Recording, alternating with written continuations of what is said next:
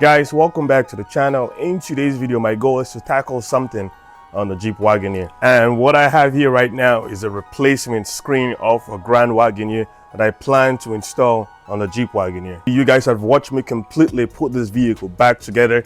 I did have the dash panel out. I'm going to insert some video clips right over here.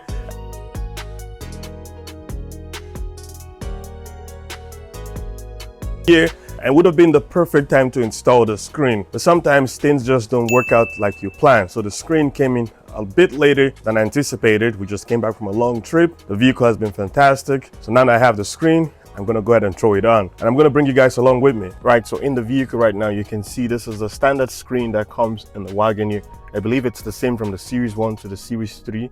I'm not 100% sure, but in the Grand Wagoneer, you have a bigger screen in that vehicle, which is what I've purchased over here. So the main outline of the screen is exactly the same, but the bezel is a lot smaller on this unit. So we're gonna go ahead and pop this off, install this one. I believe it should work based on the research I have performed. The part numbers are very similar. The last couple of digits just changes up. And I remember when I took this apart, I took a picture of what it looks like on the inside. And when I reviewed pictures of what this looks like, the connectors are all the same. So I figured, why not?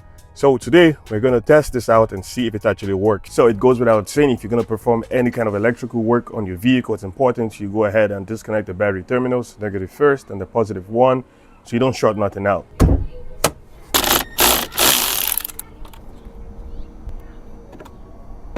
And same thing for the second battery. Now that that's done, let's get into the vehicle. Okay, now I know not all models house the passenger display screen over here, but the procedure to get to that screen should be very similar. We have to pop all of this off, and under here there's a couple hardwares. So we're gonna start by pulling this trim out. You just have to pull firmly and it should just come right out, just like so. And it's all held in by clips, so you just need to pull firmly, but avoid breaking them. And with that out, you have access to the first bolt over there. It's a T20. And with that taken out, you should be ready to lightly pull on this to get it out.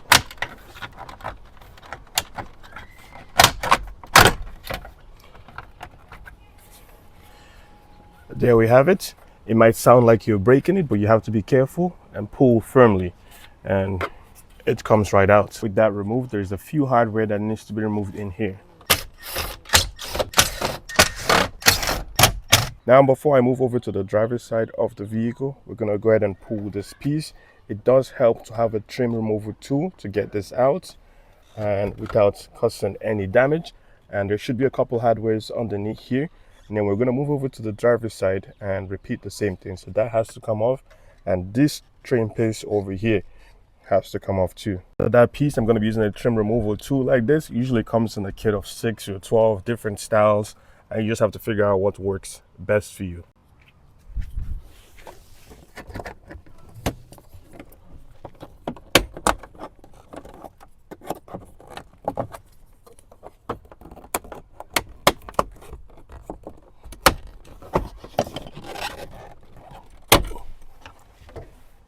Okay, there we have it. The retainer is still in there, so we're gonna get it out and just reinsert it. And with that trim removed, there's the bolt.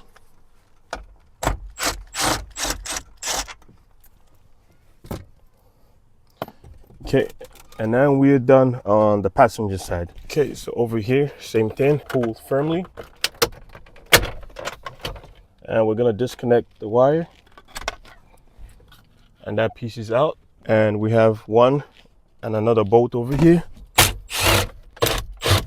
And same thing, the trim panel over here has to be removed. And that piece is out. And with that out, we have one more hardware. With all of that done, we just have to gently pry on this. As you can see, it's now out. There's a few cables behind that needs to be disconnected. So quick top view, as you can see, it's all held by clips. And if we peek in there, you'll see there's one cable over here, another one, and the third one all the way down in there. So all of that has to be disconnected. So we have one out and second one out, and we have a third one right here. And with all three disconnected, the whole assembly comes right off.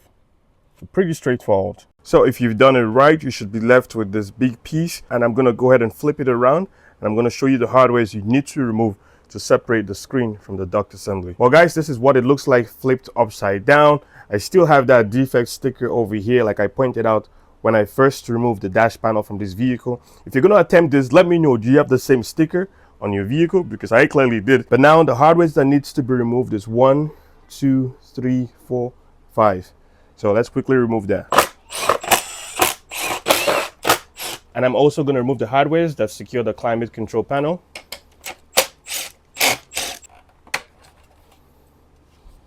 There we have it. Another hardware underneath there.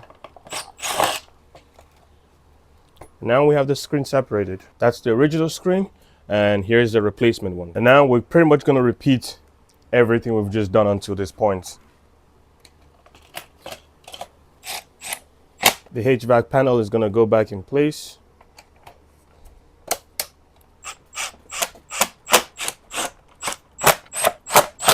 And once again, there's our replacement screen, now in the climate control bezel and the AC units. So all of this is ready to go back in the vehicle. I purchased this used. You can purchase it brand new if you so want to. I got this off eBay. And at the time of making this video, there's still a lot of inventory out there for you guys to purchase. Obviously, lots of different pricing, so it's up to you to kind of barter and try to get the best price you can out there. But I got a really wicked deal on this one, and it's almost brand new. As you can tell, it still has the factory sticker on it. So let's pop this in, power on the vehicle, and see what the difference is going to look like. So as you'd expect, reassembly is the exact opposite of taking it all apart. So I'm not going to waste your time. I'm going to set this to a time lapse, quickly put everything back together, and we are ready to try it out.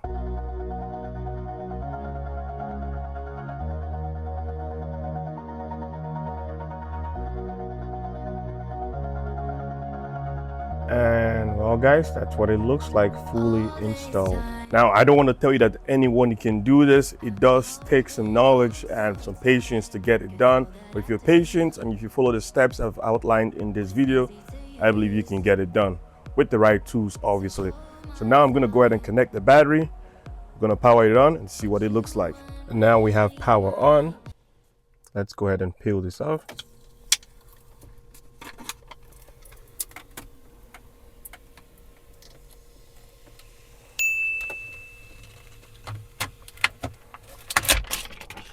Beautiful. And let's start the vehicle.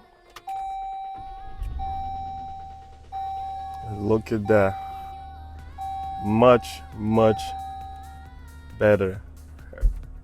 Clearly much better. Visibly bigger. Oh, looks, it changed. So it powered on the first time and said Jeep, and now it restarted itself and now it says Grand Wagoneer. So that's pretty interesting. But bigger is always better, guys. If she tells you it isn't, she's definitely lying, because bigger is always better. I don't know, maybe it's just in my head, but it feels a lot more responsive than my original one that was in here.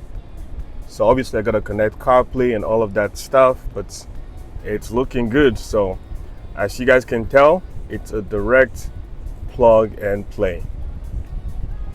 And CarPlay is connected. I like the bigger screen. I don't know if you would, but I think you should definitely consider this if it's something that you want to do. So this is before,